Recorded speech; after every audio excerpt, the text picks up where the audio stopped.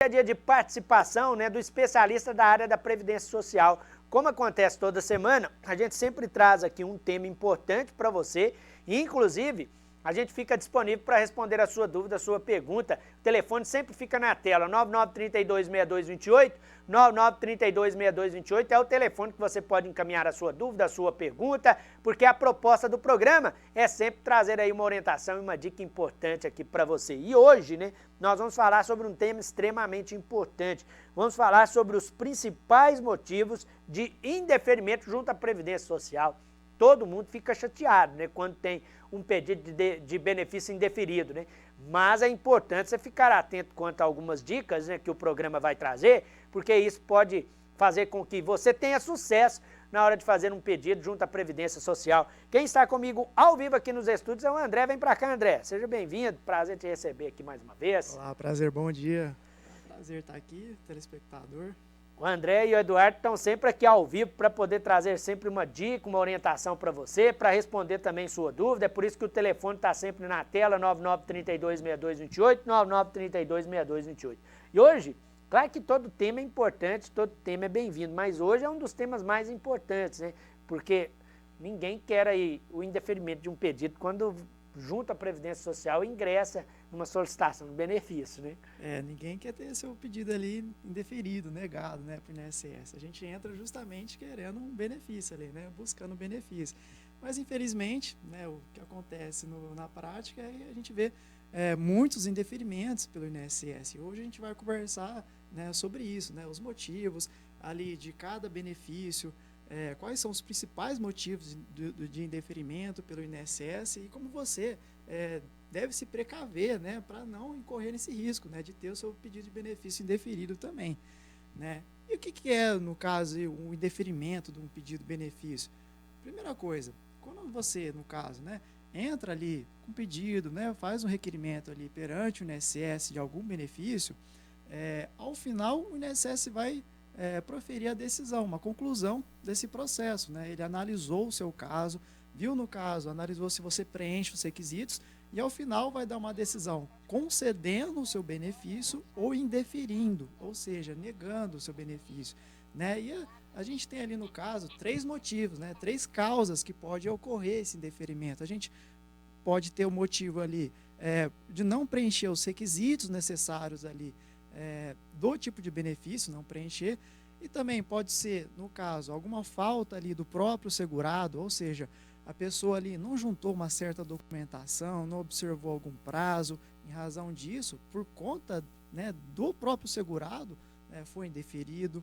A gente tem também, às vezes, a falha do próprio INSS, né? Às vezes, no caso, o indeferimento aí está incorreto, foi ou uma falha do INSS, então a gente precisa ficar atento e averiguar qual foi o motivo do indeferimento para ver se procede realmente esse motivo, né, esse indeferimento.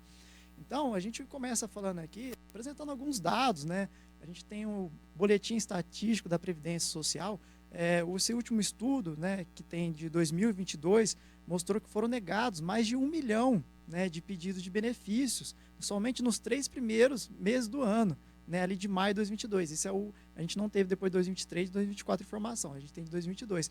Mas olha a grande quantidade, né, 1 milhão de pessoas recebendo a notícia que foi indeferido o seu benefício. Realmente é uma situação difícil, né, complicada. Ninguém gosta de receber uma decisão dessa. A gente tem também, no caso, estatística do próprio portal da transparência, né, previdenciária do INSS, as fontes extraídas aí, a cada trimestre o INSS lança esses dados oficiais do governo, mostrando números, né? E a gente teve esse último aqui de abril, né, de 2024, né, da fonte SUIBI, dos dados extraídos ali em maio de 2024. A gente tem, no caso, mostrou, no caso ali, né, apresentou os principais motivos de indeferimento. E é o que a gente vai conversar a respeito disso hoje, né? Quais são o tipo de benefício e qual foi o principal motivo que indeferiu, né? Os campeões ali, né? Então, a gente vai começar conversando a respeito disso. Então, a gente vai começar falando aqui do benefício assistencial à pessoa com deficiência, né? Esse benefício, no caso, ele é um benefício do LOAS, não é propriamente do INSS, então ali a gente já começa a diferenciar, né? Nesse caso, você não precisa contribuir para o INSS para ter direito a esse benefício, né? É um benefício que é, no caso, pago pelo INSS, mas o orçamento vem do governo, né? Então, não é um benefício propriamente dito do INSS. Mas acaba quem faz análise, a gestão desse benefício é o próprio INSS. E a gente tem, no caso, né, da questão do BPC-LOAS, deficiente. Não, o primeiro que está aparecendo aqui na tela é o auxílio-doença, né? Vamos conversar, então, a respeito do auxílio-doença. É o primeiro que apareceu aqui no slide. O auxílio-doença já é diferente. O auxílio-doença você precisa contribuir para ter direito a esse benefício perante o INSS, né? Você precisa ser segurado, né? E, no caso, o maior motivo do indeferimento dos pedidos de auxílio-doença, né, hoje tem um nome, né, conhecido como auxílio por incapacidade temporária, esse é o nome correto, né? É por conta que não foi reconhecida a incapacidade para o trabalho ou atividades desempenhadas ali pelo segurado não foi comprovada na perícia médica. O que acontece? Você, no caso ali, tem algum problema, um problema de saúde, passou pela perícia, e pela perícia ali não houve, ali o perito concluiu que você não está incapacitado para o trabalho. Então, a gente sempre faz aqui a recomendação seguinte: é importante você que conversa com o seu médico e que ele coloque no laudo médico a informação dessa relação da doença com a incapacidade para o trabalho. Não basta somente ter a doença, é importante ficar comprovado ali que em razão da doença, isso está lhe incapacitando para o trabalho. Você não está tendo condições de trabalhar e por isso precisa ficar afastado, né? Então é sempre importante conversar com isso com o médico, que ele coloque essa informação. Porque muitas vezes vai fazer a perícia ali, o médico analisa o laudo, não tem essa informação, ele dá uma análise assim clínica, observa e também conclui ali que não possui incapacidade, né? Do contrário, se tivesse laudo médico constando a informação da incapacidade para o trabalho, o período ali de afastamento, certamente teria muito mais chance de ter direito a esse benefício. A gente tem também, agora vamos falar, né, propriamente dito, do benefício assistencial à pessoa com deficiência. Então, esse tipo de benefício é diferente, tá? Você não precisa contribuir por INSS para ter direito. Basta, no caso ali, preencher alguns requisitos. E quais são eles? Ficar comprovada a deficiência e também está enquadrado no critério de baixa renda. A questão, né, e o principal motivo ali, do motivo do indeferimento desse benefício, benefício assistencial ao deficiente, é em razão do que? Não atende ao critério de deficiência para acesso ao BPC-LOAS. Ou seja, da mesma forma, não consegue passar pela perícia, né? Fez a perícia e não ficou constatado ali a deficiência da pessoa ali que está buscando benefício. Na questão do BPC aí, do deficiente, a gente tem que observar o seguinte: a análise que o perito faz, né, não é estritamente física, biológica, não olha estritamente ali na deficiência que você possui. Os critérios de deficiência por INSS é bastante amplo, são outros, né? Leva em consideração vários fatores. Então, vários fatores. Por exemplo, se a pessoa ali ela tem uma deficiência visual, né? Ela, por exemplo, é cega de um olho, o perito vai fazer, no caso, uma análise de várias funções que você tem no corpo. Então, se no caso foi prejudicado o seu sistema metabólico, o seu sistema respiratório, se alguma habilidade sua foi prejudicada, como de se locomover, de aprendizado. Então, tudo isso, então são várias perguntas ali, várias classificações, que o INSS vai colocando uma pontuação. E, ao final, né, soma essa pontuação e passando ali, no caso ali, essa pontuação for maior ali, que é o estabelecido ali pelo INSS, quer dizer que você possui deficiência. Então, observa como que é amplo, né? Não basta somente ali você ter a dificuldade ali na visão, vai considerar o seu corpo em todo, tudo aquilo que você foi prejudicado, né? A lei fala, no caso do benefício assistencial ao deficiente, que tem que ser impedimento de longo prazo a 2 anos, né? De pelo menos 2 anos, né? Então, além disso, né, tem que ter também esse requisito. Então, veja como que é amplo esse critério perante o INSS. E certamente muitas pessoas, apesar de ter ali a deficiência mesmo, não conseguem passar, né? Mas isso não quer dizer que você possui direito, quer dizer que você tem que batalhar mais por ele, às vezes entrar pela via judicial, que a gente vai conversar mais a respeito disso logo aqui para frente. A gente tem também o benefício assistencial ao idoso, né? A gente falou bastante sobre isso na semana passada. O benefício assistencial ao idoso é a mesma coisa, né? Não é um benefício propriamente do INSS. Lá você não precisa contribuir para o INSS para ter direito, basta preencher alguns requisitos. E quais são eles na questão do BPC idoso? Ter idade de 65 anos ou mais e também está enquadrado ali no critério de baixa renda. E qual é esse critério de baixa renda, né? O critério de baixa renda é a renda per capita da família ser no máximo de 1/4 do salário mínimo. O que é isso? A gente vamos considerar o salário mínimo hoje, né, 2024, 1.412. Então a gente vai dividir por 4, que é 1/4 do salário mínimo, a gente chega no valor de 353. Então, por pessoa tem que dar R$353, né? Então a gente pega ali toda a renda da família, né, da casa ali, das pessoas ali, e divide pelo número de pessoas que tem na casa. Se dá nesse resultado aí até R$353, ok, né, você está enquadrado ali no critério de deficiência. Do contrário, seu benefício pode ser indeferido. E justamente esse é o principal motivo do indeferimento da questão do BPC idoso. A gente tem que observar também o seguinte, a gente teve uma mudança na lei que veio beneficiar, né, essa questão também. Foi considerado, né, considera-se hoje, por exemplo, que é muito comum,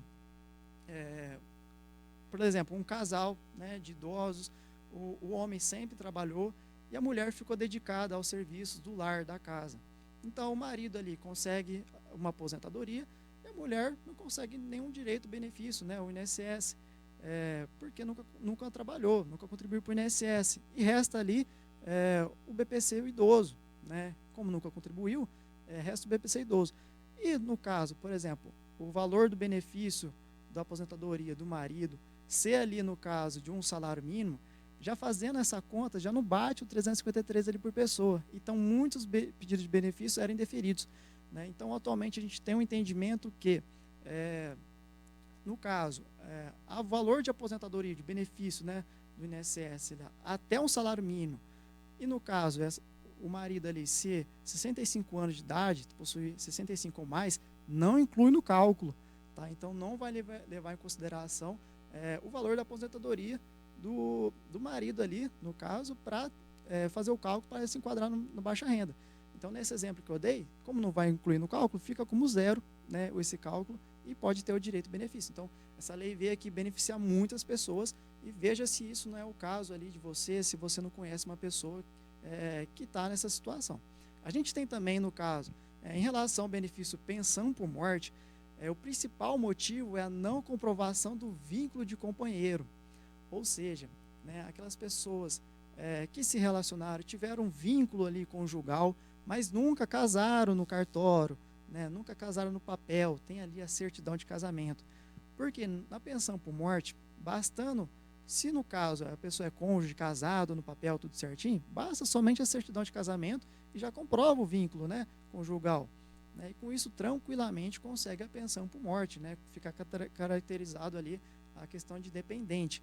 Mas no caso, a gente tem algumas relações conjugais que não são oficializadas, né, não casa no cartório. Então, nesse caso, vivem em união estável, né, companheiro, companheira. Também tem direito, né, da mesma forma, pode ter direito à pensão por morte. Só que nesse caso aí, a gente tem que comprovar esse vínculo conjugal, né, esse vínculo aí de companheirismo.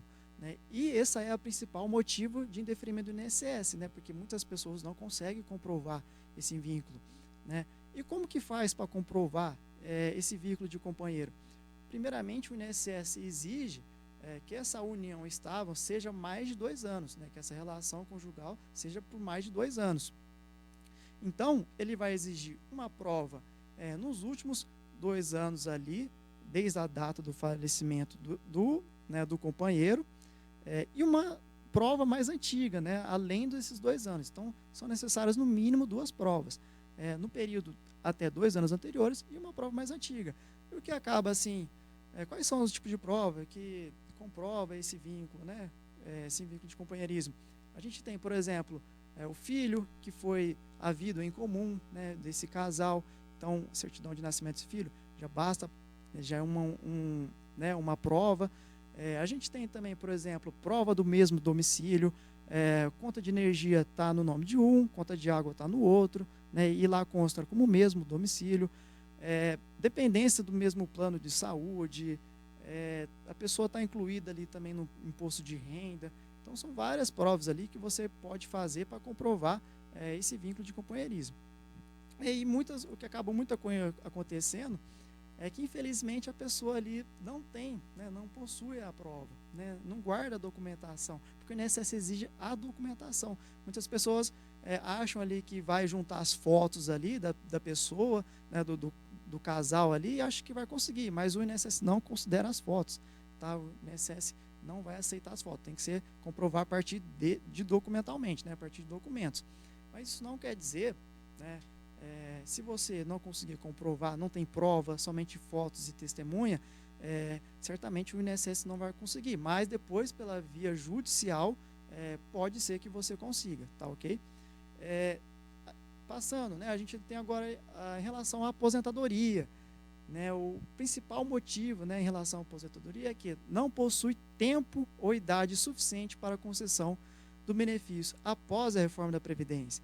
Então, em relação, né, à aposentadoria, a gente teve a reforma da Previdência em 2019, que veio ali, no caso, tornou as regras mais duras, né, e muitas pessoas acabam que, a partir dessas novas regras, não conseguem ali preencher os requisitos. Então, seja no caso ali por idade, né, que hoje é um homem 65 anos, aposentadoria por idade, né, homem 65 anos, 15 anos, 20 anos de contribuição, as mulheres com 62 anos e 15 anos, né, de contribuição.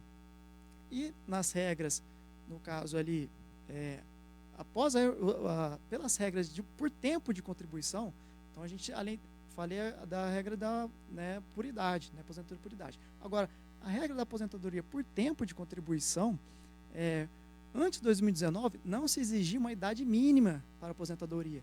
No caso, se você completasse ali o tempo de contribuição necessário, você já poderia ter direito ao benefício, né, à aposentadoria. Então, por exemplo, se uma mulher começou a trabalhar com 18 anos, com 48 anos, completando ali 30 anos de contribuição que é a mulher, ela já poderia ali ter direito à aposentadoria, não se exigia uma idade mínima.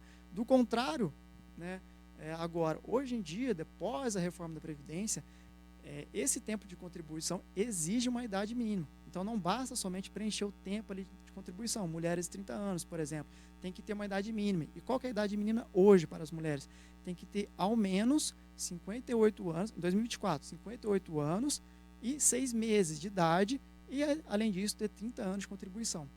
Né? E também a gente tem ali depois as regras de transição, né? Então, essa aposentadoria por tempo de contribuição se subdividiu, né, em algumas regras de transição para aquelas pessoas que estavam prestes a conseguir preencher os requisitos da aposentadoria ali próximo à reforma da Previdência. Né? Então, veio meio que uma solução ali para garantir uma regra diferenciada, né, para essas pessoas. A gente tem regra 50%, regra de 100%, né, do pedágio, regra por pontos, enfim. Vamos falar agora do principal motivo do inferimento do salário maternidade. Né? E qual que era o principal motivo? Né? Qual que é o principal motivo, nesse caso, salário maternidade? É o requerente, no caso, não filiado ao INSS na data do afastamento. Ou seja, nesse caso, a pessoa, né, a mulher ali contribuía, quer dizer, nunca contribuiu para o INSS e ficou sabendo que está grávida, né? E sabendo disso, né, que estava grávida, pensou, eu vou começar a contribuir para o INSS, né, para ter direito ao salário maternidade. Só que isso, o que acontece? Né, não consegue. Né? Por quê?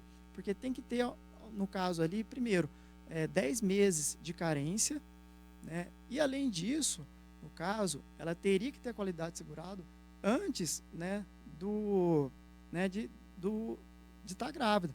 Né? Só fazendo uma distinção aqui importante. No caso, a gente tem uma diferença. Se o segurado era empregado, ou seja, CLT com carteira de trabalho, bastava somente ali ter uma contribuição, né, ter ali a carência, que você poderia ter direito ao salário maternidade. Agora, os segurados que contribuem na modalidade como facultativo ou contribuinte individual, tinha essa exigência de no mínimo 10 meses, né, de carência, desse tempo de contribuição de 10 meses. Né, e muitas seguradas, no caso, né, infelizmente não conseguia por conta desta regra. Né, só vinha depois contribuir depois que estava grávida, né, e não dava certo.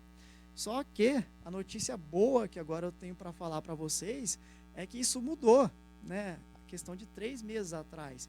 Então, o INSS declarou como inconstitucional essa diferença em relação às empregadas domésticas, né, a pessoa, no caso, a pessoa que trabalha, a empregada, né, no caso, que tem a CLT, né, com as outras modalidades, né, a segurada facultativa e a contribuinte individual, por exemplo.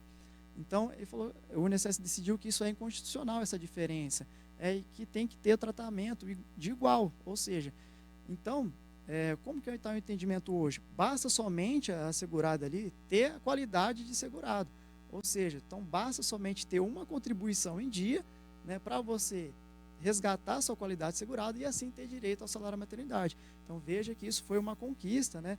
Então esse motivo agora do salário maternidade que não é afiliado, né, que não possui ali o tempo de carência necessário, isso aí vai cair por terra, esse motivo, né? Que agora muitas mães vão conseguir esse direito ao salário maternidade com tranquilidade. Além disso, a gente tem outros motivos, né, de indeferimento. Né? Eu mostrei aqui os principais motivos de cada ali benefício que você deve prestar atenção. Além disso, você deve prestar atenção em outros motivos também, que são igualmente importantes. A gente tem, no caso, os motivos do indeferimento: falta da qualidade segurado, ou seja, a pessoa não contribui para o INSS ou deixou de contribuir por algum tempo e perdeu essa qualidade de segurado. Falta do período de carência, né? Ou seja, cada benefício exige ali um tempo, né, específico de carência para ter direito a esse benefício, alguns meses de contribuição para ter direito. Por exemplo, o auxílio-doença exige-se, no caso, né, 12 meses de contribuições antes para ter direito a esse benefício. Né? Então, e outro motivo do indeferimento, a gente tem também doença pré-existente à filiação ao INSS, ou seja, a pessoa, no caso, já tinha doença, né, ela foi diagnosticada com tal doença, e só depois que ela foi diagnosticada com tal doença, que está lhe causando ali incapacidade para o trabalho, depois ela começa a contribuir. Ou seja, ela sabendo ali, no caso, que foi acometida pela doença, e agora que vai começar a contribuir, o INSS não aceita. Né? No caso, precisa que você esteja contribuindo e a doença venha lhe causar posteriormente, a incapacidade venha lhe causar posteriormente quando você está contribuindo, né? Quando você ali possui a qualidade segurada. Então esse é outro motivo que acontece bastante também. A gente tem também não cumprimento de exigência. Esse motivo também é um dos motivos, assim, eu diria também principais. Por quê? Acontece muito, no caso, você dá entrada no pedido de benefício e fica em análise, né? O INSS fica analisando. E o INSS observa ali que falta alguma documentação, alguma informação que precisa ser esclarecida e abre o que a gente chama de exigência. Né? Essa exigência, no caso, o segurado, ele tem que cumprir, né, num prazo de 30 dias essa exigência. Então, ele abre um prazo ali para o segurado ali, juntar uma prova, esclarecer alguma informação para dar continuidade na análise do benefício. E muitas pessoas, às vezes, né, acontece que não observa isso, né, não acompanha ali pelo aplicativo, não acompanha o pedido ali, o INSS faz ali a exigência e a pessoa não observa, passa esse prazo, passando esse prazo, não cumpriu a exigência, o INSS vai indeferir o seu requerimento, né, vai indeferir seu benefício porque você não cumpriu a exigência. Isso acontece muito. E a gente tem, no caso, prejudica bastante em razão desse tipo de motivo de indeferimento, porque o não cumprimento de exigência não dá possibilidade depois de entrar pela via judicial. Tem que começar tudo novamente, entrar com o benefício novamente, e você perde ali todos os valores de atrasado que poderia receber. E como saber, né, o motivo ali do indeferimento? Né? Olha, existem duas formas, né, de saber isso. Ou através de uma carta de indeferimento que você recebe do INSS, você recebe uma carta na sua casa, informando que o pedido lá do benefício foi negado, coloca ali as razões, por quê. E além disso, a gente tem também saber qual foi o motivo do indeferimento, analisando o processo administrativo. Analisando o processo administrativo, a gente consegue obter mais informações. A gente tem todos os despachos que foram feitos, né? A gente consegue ter uma visão mais ampla, entender melhor ali qual foi o motivo do indeferimento. Tá? E o que fazer, né, quando o INSS nega o pedido de benefício? Olha, existem 2 caminhos que você pode tomar. Ou você entra com recurso administrativo perante o INSS, ou você vai pela via judicial. O que acontece? Como que é esse recurso administrativo? Você tem 30 dias, um prazo de 30 dias para apresentar o recurso, desde a data do indeferimento. Tá? Então, da data que foi proferido o indeferimento, você tem 30 dias para entrar com o recurso. Só que é o seguinte, infelizmente, eu acabo que não orientando, né, a fazer o recurso administrativo, por 2 motivos. Primeiro, o mesmo órgão que vai ali, que analisa o seu caso, por exemplo, que fez a perícia, é o mesmo órgão que vai ali decidir o recurso. Então, dificilmente vai dar uma decisão diferente daquilo que já deu o mesmo órgão, entendeu? Principalmente em relação à perícia, né?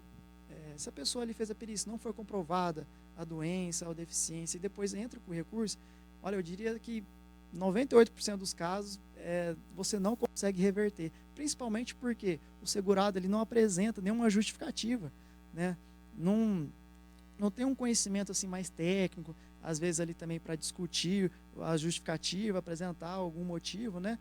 Simplesmente entra com recurso, não apresenta uma justificativa e fica esperando lá. E outro ponto negativo é que o recurso administrativo demora cerca de 3 a 4 anos para ser julgado. Essa é a média que a gente está observando.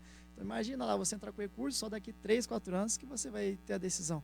Infelizmente, também torna-se inviável, né? Infelizmente, não dá certo. A gente tem também, no caso, entrar pela via judicial, né? Pela via judicial, a gente consegue ter mais possibilidade de êxito e é muito mais rápido do que, no caso, um recurso administrativo.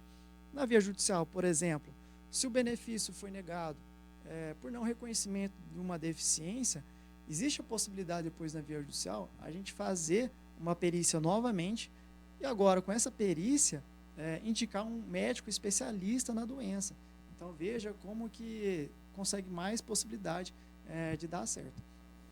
Dicas importantíssimas, né, para você ter sucesso quando faz o pedido aí de um benefício junto à Previdência Social, né? E a gente sempre reforça que a entrevista na íntegra fica disponível para você lá no portal sistemampa.com.br, porque aí você tem a oportunidade de rever todas as orientações, né?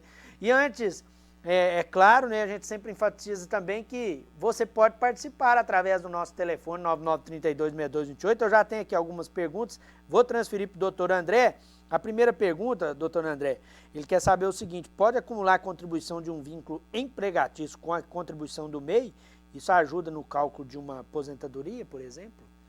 Olha, pode juntar no caso aí para aumentar o valor, né, da contribuição, tá?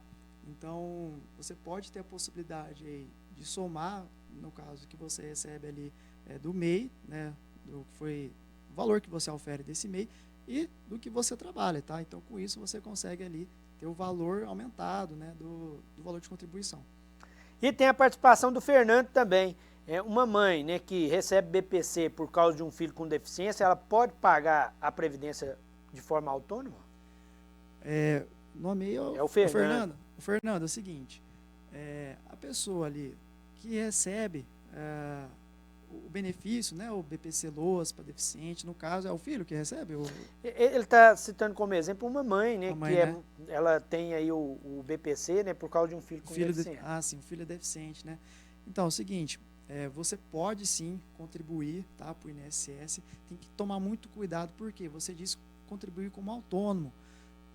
Contribuir como contribuinte individual ou tendo algum MEI, significa para o INSS ali, no caso, né, que você está oferindo alguma renda, tá? E essa renda, no caso aí, pode entrar no cálculo, né, ali para aferir se preenche o requisito do baixa renda. E se ultrapassar o limite legal ali, pode ser que isso venha a te prejudicar. Mas para contribuir, né, você pode estar contribuindo, pode contribuir como facultativo, pode contribuir como contributivo individual, só tem que tomar cuidado no caso da questão da renda. Essa renda não ultrapassar o limite ali legal de 1/4 salário mínimo, que é o 353 por pessoa. Dica importante, viu? Muito obrigado a todos que encaminham sempre perguntas, pela participação aqui no programa Bom Dia Divinópolis, segunda edição. Tá aí todos os contatos do Dr. André, do Dr. Eduardo, né? Se você tem alguma dúvida, precisa de alguma orientação, é só fazer contato pelo telefone ou pela rede social. E a gente reforça que a entrevista na íntegra fica disponível para você lá no portal sistemampa.com.br.